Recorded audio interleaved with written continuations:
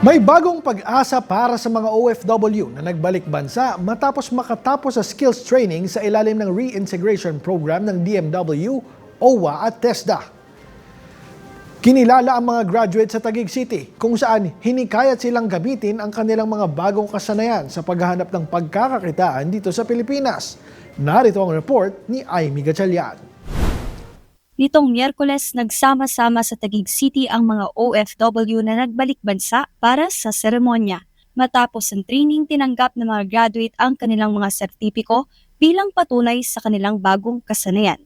Ayon kay TESDA Deputy Director General Felizardo Colombo, layunin ng programa na mabigyan ng karagdagang kasanayan ang mga nagbalikbayang OFW upang maging handa silang maghanap buhay sa bansa sakaling hindi na sila muling mangibang bansa. Ito yung napagkasunduan ng TESDA and DMW na i-upskill yung lahat ng mga umuwi dito na ating mga kababayan para kung sakali man magdesisyon pa ulit silang bumalik, hindi na yung katulad ng dating trabaho o mas mataas na posisyon na ang makukuha nilang trabaho. O kaya naman kung hindi na sila babalik, dito magagamit nila yung skill na yon sa pagtatayo ng sarili nilang negosyo.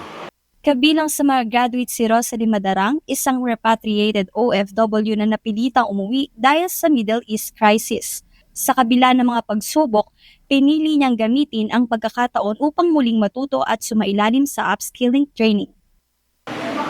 Bilang OFW, laking pasasalamat namin na through TESDA, DMW, OWA, pinaramdam niyo sa amin yung halaga namin. Walang edad, walang discrimination. Kahit ano pa yung trabaho namin doon, nandyan kayo para sa amin, para tanggapin kami na bumalik sa Pilipinas ng buong puso po. Baon ng mga graduate ang kanilang mga natutunan sa pagbabalik sa bansa at paghahanap ng bagong pagkakakitaan. Para sa DATV News, ako si Aimee Gatchalian, nag-uulat. Maraming salamat sa iyo, Aimee Gatchalian.